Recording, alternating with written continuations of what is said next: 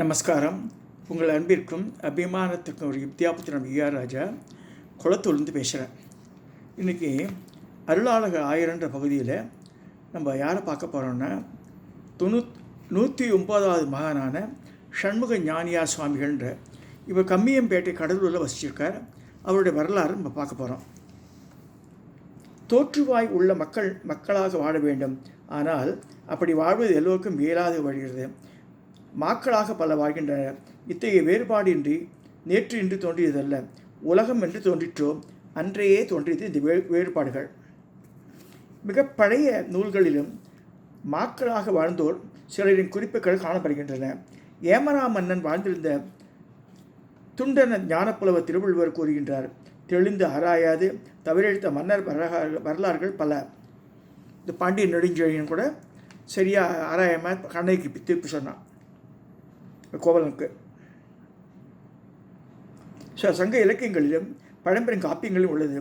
ஆகவே மக்களாக வாழாமல் மக்களாக வாழச் செய்வதற்கு சித்தர்கள் பல காலங்களாக முயன்று வந்திருக்கின்றனர்.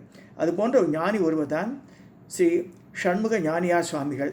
கடலூர் நகரம் கெடிலம் நதிக்கரையில் ஆமை வடிவ அதிசயத்தக்க ஆலயம் ஒன்று அமைந்துள்ளது. அத்தகைய ஞானமிக்க ஆலயத்தை உருவாக்கி அதனுள் ஜீவசமாதி அடைந்திருக்கும் அற்புதமான மகான்தான் ஷண்முக ஞானியார் சுவாமிகள் ஆவார். சுவாமிகள் தான் கொண்ட ஆன்மீகத்தின் நாட்டத்தினால் சில சித்த நிலையை அடைந்தவர்கள் தரிசித்து ஆசி பெற்றுள்ளார்கள். பல ஊர்களுக்கு தூரதேச பயணங்கள் செய்து வந்த சுவாமிகள் தமிழகத்துக்கே திரும்பி வந்துள்ளார். பின்னர் தென்னாட்டு ஞானிகளின் தொடர்பால் தவிமையற்றி தபசீராக மாறினார். தவத்தின் பயனால் அண்டப்பெண்ட ரகசியத்தை உணர்ந்து சுத்தமறிவுத்தை அவர்கள் மூலிகைகளை கண்டறிந்து தன்னை அண்டி வந்தவர்களுக்கு நிறைய உதவி செஞ்சிருக்கார். உடற்பணியெல்லாம் போக்கியிருக்கார். பின்னர் பல இடங்களுக்கு கால்நடையாக சென்று வந்த சாமிகள் திருப்பாதங்கள் கடலூருக்கு வந்த பிறகு ஓய்வை தேடியது.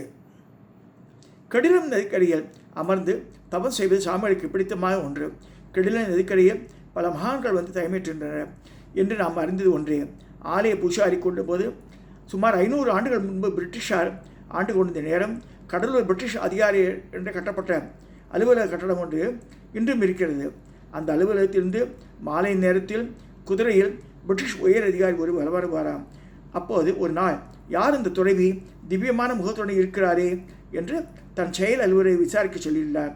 அப்போ அந்த அதிகாரி செயலாளர் சாமி அணுகி தங்களுக்கு என்ன வேண்டும் என துறை கேட்கின்றார் என்று சொன்னாராம். சாமிகள் தாம் தமம் செய்வதற்கும் வழிபாடு செய்வதற்கும் இங்கு ஒரு ஆலயம் எழுப்ப வேண்டும், இந்த இடத்தை எனக்கு பாத்தியம் செய்து கொடுக்க வேண்டும் என்று கேட்டாராம். மேலும் தன்னிடம் திரிய சுகை இருக்கிறது, அதை பெற்றுக்கொண்டு கொடுத்தால் பெற்றுக்கொள்கிறேன் என்று சாமிகள் சொன்னாராம். அந்த பிரிட்டிஷ் உயர் அதிகாரி சாமிகளின் அருள் நிறைந்த முகம் அவருக்கு பிடித்து விட்டதால் ஷண்முக ஞானியார் சாமிகள் கோட்டுக்கொண்டபடியே அவருக்கு அந்த இடம் பாத்தியம் செய்ய கொடுக்கப்பட்டதாம். பின்னர் அந்த இடத்து சாமிகள் தன் தவத்தின் பயனால் அந்த இடத்திலேயே ஒரு சிறப்பான ஆலயத்தை அமைத்தாராம். அந்த ஆலயத்தில் காசி விஸ்வநாதரையும் விசாலாட்சி பிரதிஷ்டை செய்து கல்கோவிலாக கட்டினாராம். அந்த கோவிலின் அருகே ஒரு கிணறு வெட்டி அந்த கிணத்திலிருந்து நீரை எடுத்து தினமும் அபிஷேகம் செய்வாராம். மேலும் இந்த ஆலயத்திற்கு மக்கள் வந்து செல்வதால் அவர்களுக்கு நல்லது நடக்க வேண்டும் என்று பிடி தீர வேண்டும் என்றும் வேண்டிக் கொள்வாராம். சில நூற்றாண்டுகள் மேலாகியும் இந்த ஆலயம் அப்படியே இன்றும் காண புதிதாக இருக்கிறது என்பது சாதனை தான். மேலும் இந்த ஆலயத்தின் சிறப்பு நிலையில் ஆலயம் ஆமையின் வடிவத்தில் அமைந்திருப்பது தான்.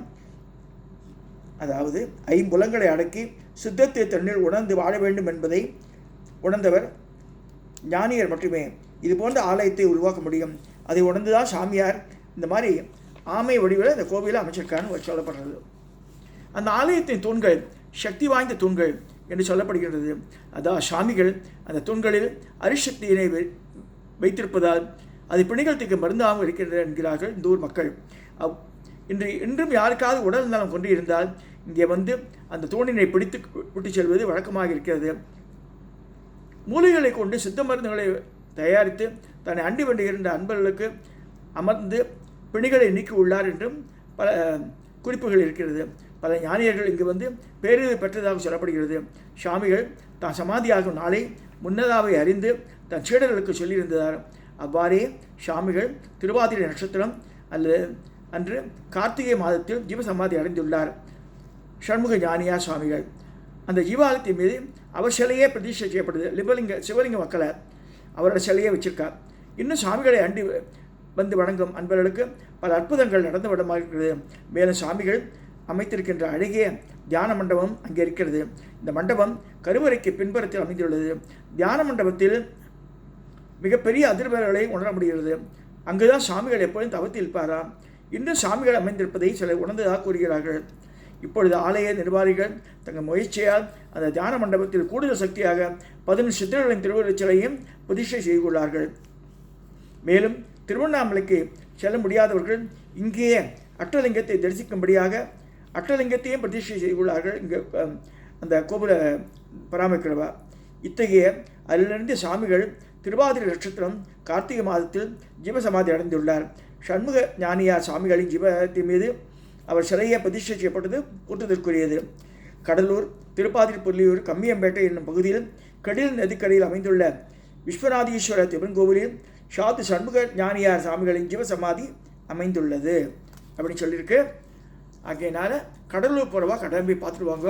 மகான்கள் தரிசனம் பட்டாலே நம்ம வாழ்க்கையில் பல நன்மைகள்லாம் ஏற்பட உண்டு. அதை சொல்லி இந்த 150வது வரலாறை மகானுடைய வரலாறை நான் இதை நிறைவு செய்கிறேன்.